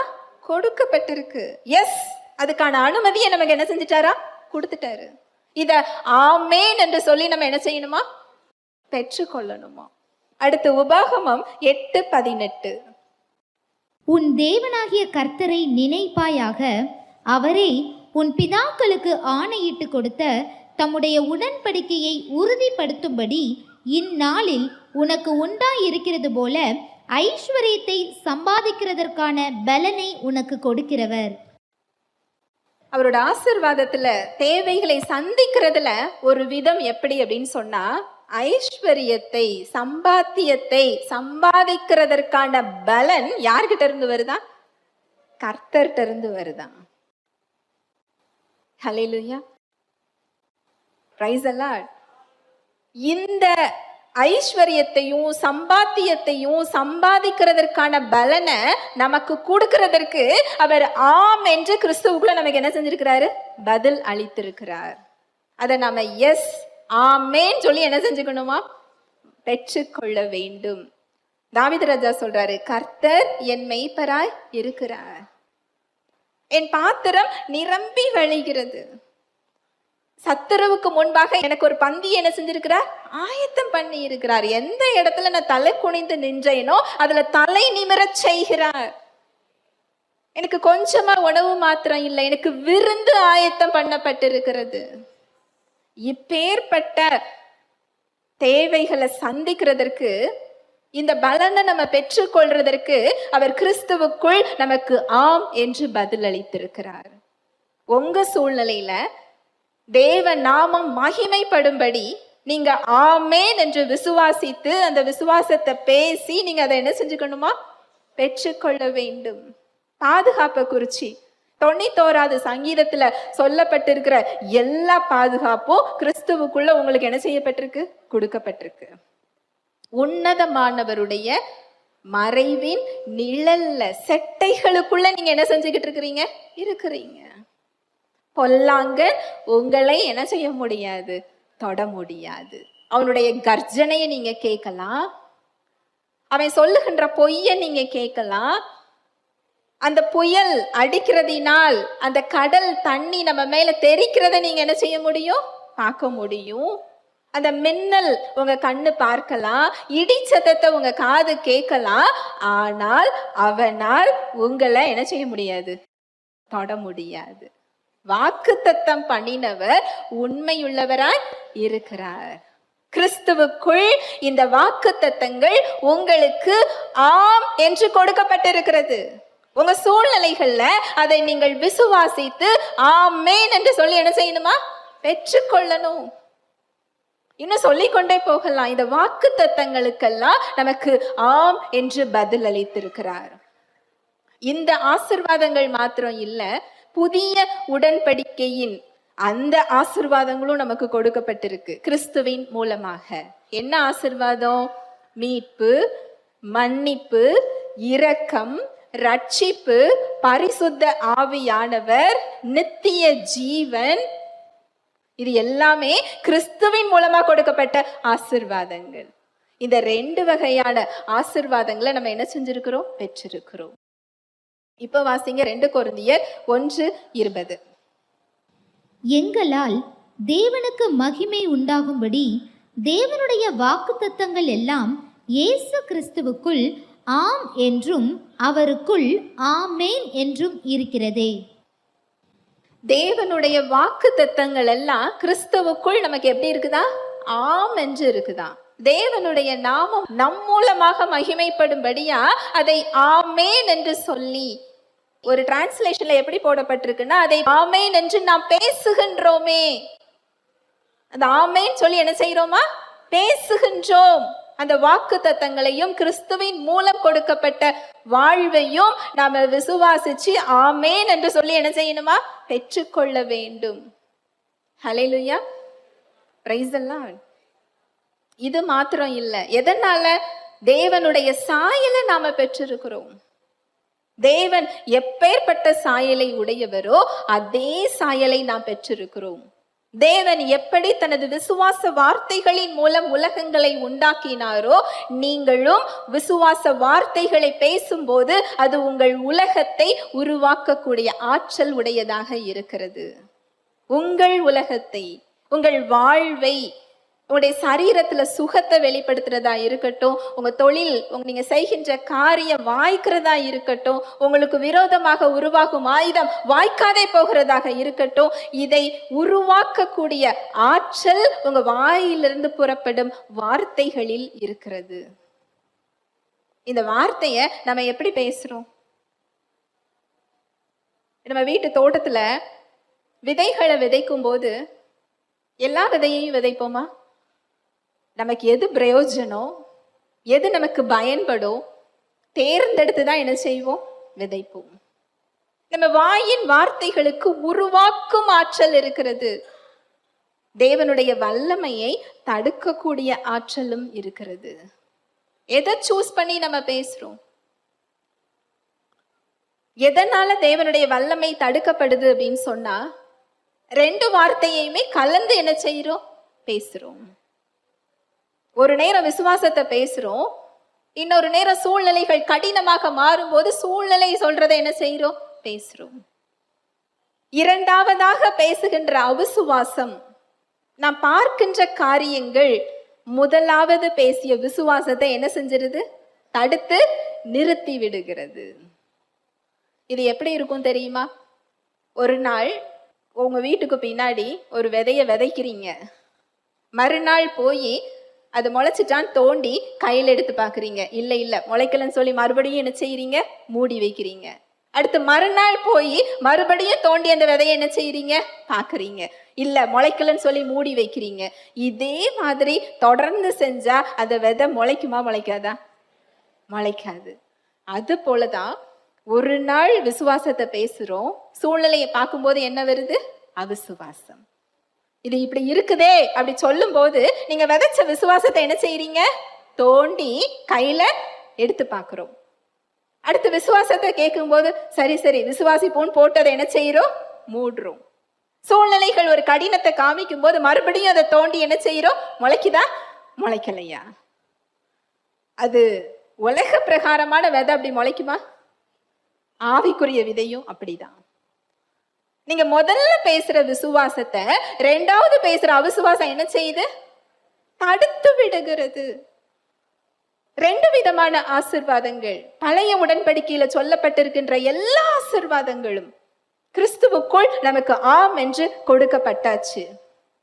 எப்போ சிலுவையில அவர் ரத்தம் சிந்தினாரோ, நமக்கான இடத்தை அவர் ஏற்றுக்கொண்டாரோ, எல்லாம் முடிந்தது என்று சொன்னாரோ, எல்லா வாக்குத்தத்தங்களுக்கும் தேவன் அனுமதி கொடுத்து விட்டார். அதற்கான விலை கிரயத்தை இயேசு கிறிஸ்து செலுத்தி விட்டார். அதற்கு என்ன செலுத்த வேண்டும் என்றால் இயேசு கிறிஸ்துவின் ரத்தம் தான். அதை செலுத்தி தான் இந்த இடம் நமக்கு என்ன செஞ்சிருக்கு? கிடைத்திருக்கிறது. இது எனக்கு கிடைக்குமா அப்படி நீங்க நினைச்சீங்கன்னா தகுதி நீங்கள் அல்ல, கிறிஸ்து தகுதி. அந்த தகுதியின் அடிப்படையில தான் தேவனுடைய வாக்குத்தத்தங்கள் எனக்கு கொடுக்கப்பட்டிருக்கிறது. நீங்க என்ன நினைக்கிறீங்க? இல்ல. சூழ்நிலை என்ன சொல்லுது? இல்ல. மற்றவர்கள் என்ன சொல்றாங்க? இல்ல. அதை குறித்து தேவன் என்ன சொல்லுகிறார்? அதுதான் ஃபைனல். நீங்க தேர்ந்தெடுக்கிறது தான் உங்க வாழ்க்கையில செயல்பட போகுது. நீங்க பேசுகின்ற வார்த்தை ஒன்று தேவனை கொண்டு வரும், இல்லை அது தடுத்து நிறுத்தும். நம்முடைய உணர்வுகளுக்கு அப்பாற்பட்டு நாம் பார்க்கின்ற காரியங்களை விட்டு சூழ்நிலைகளை பார்க்காமல் தேவனுடைய வார்த்தையை ஏற்றுக்கொண்டு அதை ஒத்துக்கொண்டு அசைவில்லாமல் உறுதியா இந்த போர்க்களத்துல, இந்த போராட்டத்துல இது முக்கியமான பகுதி. நீங்க உறுதியா பிடிக்கிறது ஒரு முக்கியமான பகுதி. விட்டு விட்டு பிடிக்கிறது இல்லை. ஒரு நாள் பிடிச்சிட்டு மறுநாள் விடுறது இல்லை. அந்த பலன் தன்னால வெளிப்படும். நம்ம ஆரம்பத்துல பார்த்த மாதிரி இதெல்லாம் உலக பிரகாரமா அந்த தேவ பிள்ளைகள் அந்த பலனை பார்க்க முடியுமா? அபிரஹாமா இருக்கட்டும், தாவீதா இருக்கட்டும், பவுலா இருக்கட்டும், சுனேமியாலா இருக்கட்டும். சுனேமியால் அந்த பெண்மணி நம்மளை விட குறைவான உடன்படிக்கையில இருந்தவங்க. அவங்களோட விசுவாசம் ஆச்சரியப்பட வைக்குது. மரணத்தை அவங்க ஒரு இடத்துலயும் பேசியிருக்க மாட்டாங்க. எல்லாம் சுகந்தான். எலிசாட்ட கூட இறந்து போயிட்டான்னு என்ன செய்ய மாட்டாங்க? சொல்ல மாட்டாங்க. என்ன ஒரு விசுவாசம் இல்லையா? இன்றைக்கு உங்களுக்கும் எனக்கும் தேவ விசுவாசம் கொடுக்கப்பட்டிருக்கிறது. தேவ விசுவாசம், உலகங்களை உண்டாக்கிய விசுவாசம், உங்களையும் என்னையும் உருவாக்கிய விசுவாசம், நம்மளை புதிய சிருஷ்டியாய் மாற்றிய விசுவாசம், அதே விசுவாசம் நமக்கு கொடுக்கப்பட்டிருக்கிறது. எவ்வளவு ஒரு உயர்ந்த இடத்துல நம்ம நிற்கிறோம் இல்லையா? ஹல்லேலூயா, பிரைஸ் தி லார்ட். கொலோசியர் 3:16. கிறிஸ்துவின் வசனம் உங்களுக்குள்ளே சகல ஞானத்தோடும் பரிபூரணமாய் வாசமாய் இருப்பதாக சங்கீதங்களினாலும் கீர்த்தனைகளினாலும் ஞான பாட்டுகளினாலும் ஒருவருக்கொருவர் போதித்து புத்தி சொல்லிக்கொண்டு உங்கள் இருதயத்திலே கர்த்தரை பக்தியுடன் பாடி. இந்த சூழ்நிலையை பார்த்தா ஒரு வார்த்தை, தேவனுடைய வார்த்தையை கேட்டா இன்னொரு வார்த்தை. இந்த நிலைமை எப்போ மாறும் தெரியுமா? நான் விசுவாசத்தை தான் பேசணும்னு நினைக்கிறேன், ஆனா என் சூழ்நிலை எனக்கு அதுக்கு சரியில்லை, ஒத்துழைக்கல அப்படின்னு எத்தனை பேர் சூழ்நிலையை காரணம் சொல்றோம்? இல்லை. நம்ம இன்றைக்கு பார்த்த தேவ பிள்ளைகள் வாழ்க்கையில சூழ்நிலைகள் அவர்களுக்கு சாதகமாக இல்லை. இன்னும் சொல்ல போனா சூழ்நிலைகள்ல அவங்களுக்கு வழியே இல்லை, நடக்கிறதற்கு வாய்ப்பே இல்லை. இப்படிப்பட்ட சூழ்நிலைகள்ல தான் அவங்க அசைவில்லாமல் உறுதியா தேவனுடைய வார்த்தை என்ன செஞ்சாங்களா, அறிக்கையிட்டாங்களாம், பேசினாங்களாம். இல்லாதவைகளை இருக்கிறவைகளை போல அழைக்கின்ற தேவனுக்கு முன்பாக அந்த வார்த்தைகளை பேசிதான் அவங்க அந்த பலனை என்ன செஞ்சிருக்காங்க, பார்த்திருக்காங்க. இந்த வசனம் சொல்லுது பாருங்க, கிறிஸ்துவின் வசனம் உங்களுக்குள்ளே சகல ஞானத்தோடும் பரிபூரணமாக வாசமாய் இருப்பதாக. இந்த இடத்துக்கு நீங்க வரும்போது அசைவில்லாமல் உறுதியா அதை பிடிக்கக்கூடிய பேசக்கூடிய இடத்துக்கு உங்களால என்ன செய்ய முடியும், வர முடியும். கிறிஸ்துவின் வசனம் அப்படின்னா என்ன அர்த்தம்? Word of Christ. அவருடைய மரணம், அடக்கம், உயிர்த்தெழுதலில் என்ன கொடுக்கப்பட்டிருக்கிறது. நம்ம எல்லாருக்குமே வேத அறிவு இருக்குது, கிறிஸ்துவை குறித்த அறிவு நமக்கு என்ன செய்யல, இல்லை. விசுவாசிகளுக்கு, கிறிஸ்தவர்களுக்கு பைபிள் நாலேஜ் இருக்கு. ஒரு வசனத்தை ஆரம்பிச்சா என்ன செஞ்சிருவோம், முடிச்சிருவோம். அப்படி முடிக்கிற அந்த அறிவு இருக்கிறதுனால நம்ம சொல்றது அவங்களுக்குள்ள என்ன செய்யல, போகல. எனக்கு தெரிஞ்சதை தான் அவங்க என்ன செஞ்சுக்கிட்டு இருக்கிறாங்க, சொல்லிக்கிட்டு இருக்கிறாங்க. இதனாலதான் சத்தியம் அவங்களுக்குள்ள என்ன செய்யல, போகல. வேத அறிவு நல்லதுதான். நீங்க கிறிஸ்துவின் அறிவை நீங்க பெற்றுக்கொள்ளும் போதுதான் கிறிஸ்து என்ன கொடுத்திருக்கிறாரோ அந்த பலனை நீங்க என்ன செய்ய முடியும், பார்க்க முடியும். எவ்வளவு வித்தியாசம் இல்லையா? அதனாலதான் இயேசு கிறிஸ்து சொல்றாரு, நீங்க சத்தியத்தையும் அறிவீர்கள், சத்தியம் உங்களை விடுதலையாக்கும். நானே வழியும் சத்தியமும் ஜீவனுமாய் இருக்கிறேன். இயேசு கிறிஸ்துவை குறித்த வசனம், அவருடைய மரணம், அடக்கம், உயிர்த்தெழுதல். அந்த மரணம் எதற்காக நிகழ்ந்தது? எனக்கு பதிலாக, நமக்கு பதிலாக அந்த இடத்தை அவர் என்ன செஞ்சுக்கிட்டாரு, ஏற்றுக்கொண்டார். நாம் தேவன் நீதியை பெறும்படிக்கு, நாம் நீதிமான்கள் ஆக்கப்படும்படிக்கு பாவம் அறியாத அவர் நமக்காக என்ன செஞ்சாரா, பாவமாக்கப்பட்டார். நான் பாவி அல்ல, இயேசுவின் இரத்தத்தினால் கழுவப்பட்ட நீதிமான்கிற வசனம் உங்க இருதயத்துக்குள்ள போகணும். இது ஒரு சாய்ஸ் தான். என்ன சொல்லப்பட்டிருக்கு பாருங்க, ஆங்கிலத்துல ரொம்ப அழகா இருக்கும். அது உங்க இருதயத்துக்குள்ள இருக்கிறதுக்கு நீங்க இடம் கொடுங்கன்னு சொல்லி இருக்கும். நம்ம இடம் கொடுத்தாதான் அது உள்ள என்ன செய்யும், போகும். நான் கிறிஸ்துவின் வசனத்துக்கும் இடம் கொடுக்க முடியும், உலக காரியத்துக்கும் நான் என்ன செய்ய முடியும், இடம் கொடுக்க முடியும். கிறிஸ்துவின் வசனம் உங்கள் இருதயத்தில் நிரம்ப நிரம்ப நிரம்ப, உங்களுடைய வாயின் வார்த்தைகள், உங்களுடைய செயல்கள் எல்லாம் அந்த வார்த்தைக்கு ஏற்ப மறுரூபமாகும். ஏனென்றால் இருதயத்தின் நிறைவினால் வாய் பேசும். நீங்க எதை கேக்குறீங்க அப்படிங்கிறத தெரிஞ்சுக்கிறதுக்கு நான் உங்க பக்கத்துல இருக்கணும்னு அவசியம் இல்லை. உங்க வாய் வார்த்தை என்ன சொல்லுகிறதோ, நீங்க எதை கேட்டிருக்கீங்கிறத எனக்கு என்ன செஞ்சிடும், சொல்லிடும். உங்க வீட்டு தோட்டத்துல நீங்க எதை விதைக்கிறீங்கன்னு யாரும் பார்க்க வேண்டாம். அந்த முளைக்கிற செடியை வச்சு நீங்க என்ன விதைச்சிருக்கிறீங்கன்னு என்ன செய்யும், தெரியும். நீங்க ஒரு நேரம் விசுவாசத்தையும் மறுநேரம் பிரச்சனையையும் ரிப்போர்ட்டையும் நீங்க பேசினீர்கள் என்றால் இருதயம் கிறிஸ்துவின் வசனத்தினால் என்ன செய்யப்படல, நிரப்பப்படல. கிறிஸ்துவின் வசனம் சகல ஞானத்துடனும் பரிபூர்ணமாக, abundantly, overflowing. ஏனென்றால் ஒரு பாத்திரத்துல தண்ணீர் பிடிக்கும் பொழுது அது எப்பொழுது வழிந்து ஓடும், நிரம்பினால் மாத்திரமே அது வழிந்து என்ன செய்யும், ஓடும். அதுபோல உங்கள் இருதயம் கிறிஸ்துவின் வசனத்தினால், வார்த்தையினால், அவர் செய்து முடித்த காரியத்தினால் நிரம்ப நிரம்ப, எந்த சூழ்நிலையில கொண்டு விட்டாலும் உங்க வாய் எதை தான் பேசும், அவரது விசுவாசத்தை பேசும். அது சூழ்நிலையை குறித்து என்ன செய்யாது, பேசாது. இயல்பாகவே அது வந்துடும். நீங்க இதை செஞ்சு பாருங்களேன். நம்ம செய்ய வேண்டிய காரியம் இதுதான். ஏனென்றால் தேவன் சிலுவையில் கிறிஸ்துவின் மூலம் என்ன கொடுத்திருக்கிறாரோ இந்த நித்திய ஜீவன். நீங்க நினைக்கிற மாதிரி நீங்க ஒரு சின்ன ஏரியால பலன் கேட்டுக்கிட்டு இருக்கிறீங்க. ஒரு சுகம் வேணும், ஒரு விடுதலை வேணும், ஒரு ஆசீர்வாதம் வேணும், என் தேவை இது சந்திச்சா போதும், எனக்கு பெரிய நிம்மதி நீங்க நினைக்கிறீங்க.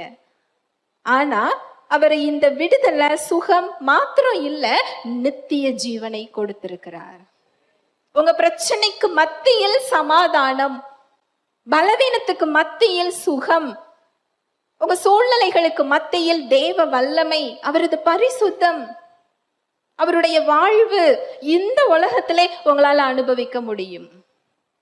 நம்ம ஒரு கனிய ஒரு பழத்தை கேட்கிறோம், அவர் எதை கொடுத்திருக்கிறாரு? மரத்தையே உங்களுக்குள்ளதான் என்ன செஞ்சிருக்கிறாரு? வைத்திருக்கிறார். அதுதான் நித்திய ஜீவன். நீங்க இந்த கிறிஸ்துவின் வசனத்தை உங்க இருதயத்துல நீங்க நிரப்ப இருதயத்துல எப்படி நிரப்ப முடியும்? அதுக்கு காது ஒரு வாசல், கண்ணு ஒரு வாசல், வாய் ஒரு வாசல். இந்த 3 வாசல் வழியாக எதை நீங்க அனுப்புறீங்களோ அது உங்களோட பொக்கிஷத்துல என்ன செய்யும்? நிறையும். இந்த 3 வாசலும் கிறிஸ்துவின் வசனத்துக்கு தான் திறக்கணும். மற்ற காரியத்துக்கு என்ன செய்யணும்? பூட்டப்பட வேண்டும். இல்லை என்றால் ஒன்றை ஒன்று அது என்ன செய்யும்? எதிர்க்கும். விசுவாசத்தை அது என்ன செய்யும்? தடுக்கும். ஹல்லேலூயா, பிரைஸ் தி லார்ட். உங்க இருதயம் கிறிஸ்துவின் வசனத்தால நிரம்பும் போது அவரது வார்த்தை ஜீவனுள்ளதா இருக்கிறது, ஆவியா இருக்கிறது, அது உயிர்ப்பிக்கிறதா இருக்கிறது. எபிரேயர் 4:12 சொல்லப்பட்டிருக்கு.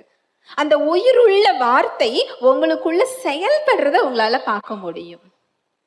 அந்த உயிருள்ள வார்த்தை செயல்படுறதை எப்படி பார்க்க முடியும்? நீங்க உங்க சூழ்நிலைகள்ல அந்த வார்த்தைக்கு அடிப்படையில நீங்க செயல்படுறது, ஃபெய்த் அண்ட் ஆக்ஷன் தான் அந்த வார்த்தை உங்களுக்குள்ள உயிரோடு இருக்குங்கிறதுக்கு அர்த்தம். நான் சொல்ல வர்றது புரியுதா? Faith and action. ஒரு வார்த்தை என்ன சொல்லுதோ அது அப்படியே செயல்படுறது. அந்த இடத்துல எனக்கு அப்படி செயல்பட முடியலையா, இன்னும் செயல்படுற இடத்துக்கு நான் இன்னும் என்ன செய்யல, வரல. அது செயல்பட்டுச்சுன்னா நான் உட்கார்ந்துருக்க மாட்டேன். நான் என்ன செய்ய ஆரம்பிச்சிருவேன்? செயல்பட ஆரம்பிச்சிருவேன். அது செயல்பட்டாதான் வெளியே என்னால என்ன செய்ய முடியும்?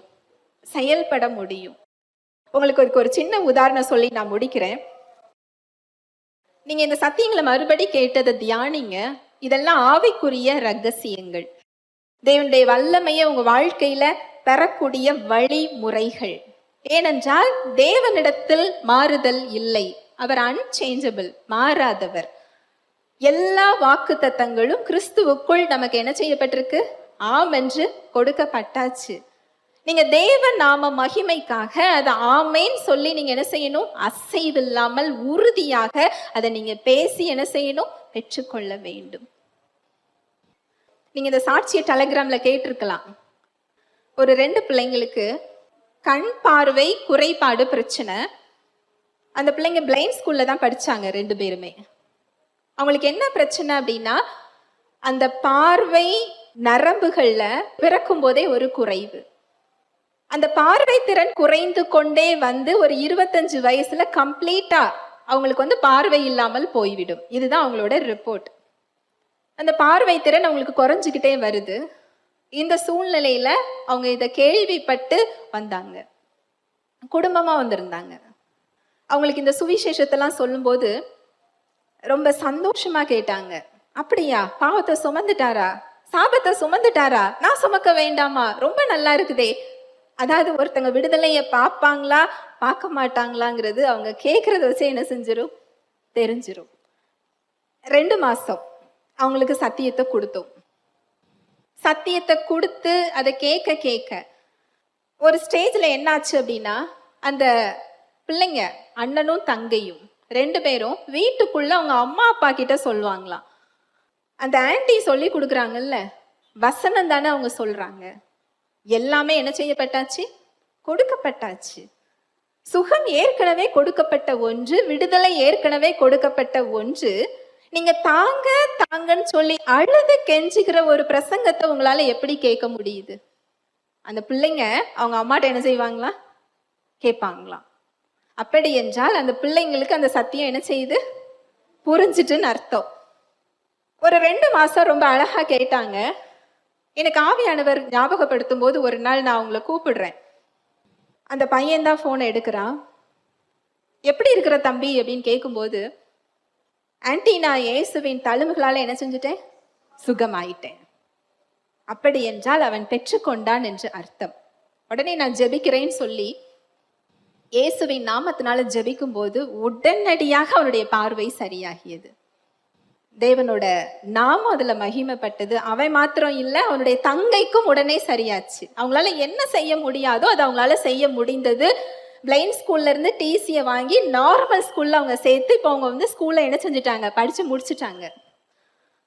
இதே போல உடனே ரிசல்ட் பார்க்குற ஒரு சில மக்களை நான் பார்த்துருக்குறேன். உறுப்புகளே இல்லாத இடம் உருவாகிறதா இருக்கட்டும். ஒரு அம்மாலாம் அவங்களுடைய மருமகள் கர்ப்பம் தரிச்சிருக்கிறாங்க. அந்த குழந்தைக்கு வந்து மூக்கு தண்டு எலும்பு உருவாகலை, அபார்ஷன் பண்ணணும்னு டாக்டர் சொல்லிட்டாரு. அவங்களுக்கு இந்த சத்தியத்தை நாங்கள் சொல்லி கொடுத்தோம். நாங்கள் யாரையுமே ட்ரீட்மெண்ட் வேண்டான்னு சொல்ல மாட்டோம். ஏனென்றால் பெற்றுக்கொள்ளுகிறவர்களுடைய பங்கு என்று ஒன்று இருக்கிறது. நீங்க சத்தியத்தை அதிகமா தெரிந்து கொண்டு இன்றைக்கு பார்த்த மாதிரி கிறிஸ்துவின் வசனம் சத்தியத்தினால உங்க இருதயம் நிரம்பி வழிய நீங்க செஞ்சீங்கன்னு சொன்னா இயல்பாகவே அந்த சுகத்தை நீங்க என்ன செய்ய முடியும்? பார்க்க முடியும். அவங்களுக்கு இந்த சுவிசேஷத்தை தான் சொன்னோம். அபார்ஷன் பண்ண வேண்டாம் அப்படிங்கிற டிசிஷனை அவங்க என்ன செஞ்சுட்டாங்க? எடுத்துட்டாங்க. நாங்க சொல்லல, நீங்க பண்றதா இருந்தா பண்ணுங்க. ஆனா சத்தியத்தின்படி உங்களுக்கு என்ன செய்யப்பட்டிருக்கு? கொடுக்கப்பட்டிருக்கிறது. 10 நாள் கழிச்சு அவங்க ஸ்கேன்ல செக் பண்ணி பார்த்துருக்குறாங்க. அந்த குழந்தைக்கு மூக்கு அந்த எலும்பு வந்து என்ன செஞ்சுதான்? உருவாகி விட்டது. ரிப்போர்ட் அதுதான். ஹல்லேலூயா, பிரைஸ் தி லார்ட். அந்த சுவிசேஷம் சொல்லும் பொழுதே அந்த விசுவாசத்தை பிடிச்சுக்கிட்டாங்க. நான் தான் பெற்றுக்கொண்டேன் என்றால் நான் ஏன் அதை பண்ணணும்? அவங்களால அதை பார்க்கவும் முடிஞ்சுது. இது மாதிரி இன்னும் நிறைய சாட்சிகளை நான் சொல்ல முடியும். இதே போல ஒரு சிலருக்கு அதை சொல்லி கொடுக்கும் போது அந்த சூழ்நிலையை பார்த்து விட்டு அவங்களால விசுவாசத்தை பிடிக்க முடியாம போனவங்களும் இருக்காங்க. உங்க கவனத்தை சூழ்நிலைகள்ல இருந்து திருப்பி, உங்க சரீரத்திலிருந்து திருப்பி தேவனை நோக்கி பாருங்க, அந்த வார்த்தையை பாருங்க. அதுவே உங்க பயத்தை போக்கிரும். வழி இதுதான். இத சொன்னா அதை திரும்பி பார்க்க கூட முடிய இடத்துல வந்து என்ன செய்யல? இல்லை, அவங்களால பெற முடியல. ஏனென்றால் இது ஒரு ஆவிக்குரிய விதி. நம்முடைய பலம் இதுல ஒன்றும் இல்லை. நீங்க கேட்கலாம், எல்லாமே கொடுத்துட்டாருன்னா நமக்கு சரீரத்திலையும் அது வர வேண்டிதானே? நீங்க கேட்கலாம். அது ஒரு ஆவிக்குரிய விதி. நீங்க என்ன தெரியுமா செய்யணும்? உங்க கவனத்தை, உங்க நோக்கத்தை நீங்க அவரை நோக்கி பார்க்கணும். அந்த தீர்மானம் மாத்திரம்தான் நீங்க எடுக்கணும். உங்களை விசுவாசிக்க வைக்கிறது அவருடைய வல்லமை. நீங்க எதை பாக்குறீங்க? அதுதான். எந்த சூழ்நிலையை பார்த்துட்டு இருக்கிறீங்க? உங்க பிரச்சனைய, உங்க சரீரத்தை, ரிப்போர்ட்டை பாக்குறத விட்டுட்டு அவர் என்ன செஞ்சு முடிச்சிருக்கிறாருங்கிறத நீங்க என்ன செய்யணும்? பார்க்கணும். இது எவ்வளவு லேசான காரியம். நான் சொல்ல வர்றது புரியுதா? லேசான காரியம் இது. சூழ்நிலைய பார்க்கறதுனால நாம் அதுல என்ன செய்ய முடியும்? நம்ம செய்யறதுக்கு ஒன்றும் இல்லை. நம்மளால செய்ய முடியாது. அப்புறம் ஏன் அதை பார்த்துக்கிட்டே இருக்கணும்? கவனத்தை திருப்பி நான் அவரை என்ன செய்யணும்? பார்க்கணும். அந்த வார்த்தைகளை என் இருதயத்துக்குள்ள நான் என்ன செய்யணும்? அனுப்பணும். அதுவும் நிரம்பி வழிகின்ற வரை. நிரம்பி வழிகின்ற வரை நீங்க அனுப்பும் போது உங்க வாயில இயல்பாகவே அசைவில்லாமல் உறுதியாய் அந்த விசுவாசத்தை உங்களால என்ன செய்ய முடியும்? பேச முடியும். ஹல்லேலூயா, பிரைஸ் தி லார்ட். ஜெபிக்கலாம். அன்பின் தகப்பனே, உம்மை நன்றியோடு துதிக்கிறோம் அப்பா, ஸ்தோத்தரிக்கிறோம், நன்றி செலுத்துகிறோம். உம்முடைய அன்புக்காக, உம்முடைய கிருபைக்காக, உம்முடைய இரக்கங்களுக்காக நன்றி அப்பா. விசுவாச அறிக்கை செய்வதை எங்களுக்கு நீர் கற்றுக் கொடுத்திருக்கிறீர். எங்கள் சூழ்நிலைகளின் மேல், எங்கள் மேல், எங்களுடைய சரீரத்தின் மேல், எங்களுடைய எதிர்காலத்தின் மீது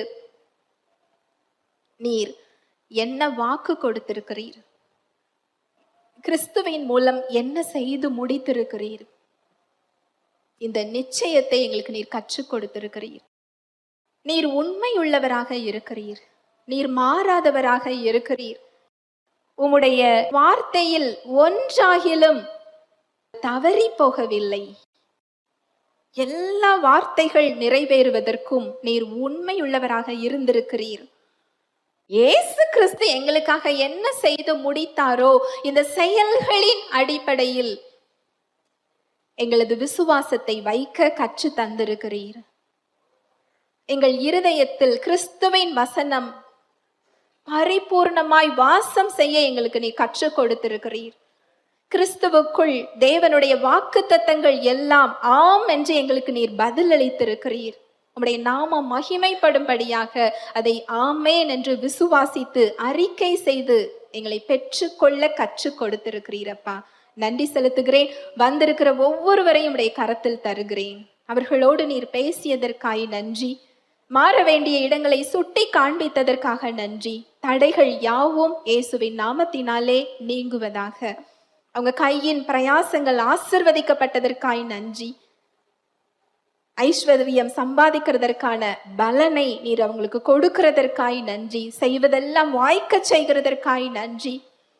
அவங்க வாழ்க்கையில தெய்வ சுகத்தை, தெய்வ சமாதானத்தை, தெய்வ ஆசிர்வாதத்தை இயேசுவின் நாமத்தினாலே கட்டவிழ்கிறேன். தடைகளை நீக்கி போடுகிற ஜெய கிறிஸ்து முன் செல்கிறதற்காய் நன்றி செலுத்துகிறேன். வாழ்நாள் எல்லாம் நன்மையும் கிருபையும் உங்களை பின்தொடரும். இயேசுவின் நாமத்தினாலே ஆசிர்வதிக்கிறேன். இயேசுவின் மூலம் ஜெபிக்கிறேன் நல்ல பிதாவே, ஆமென்.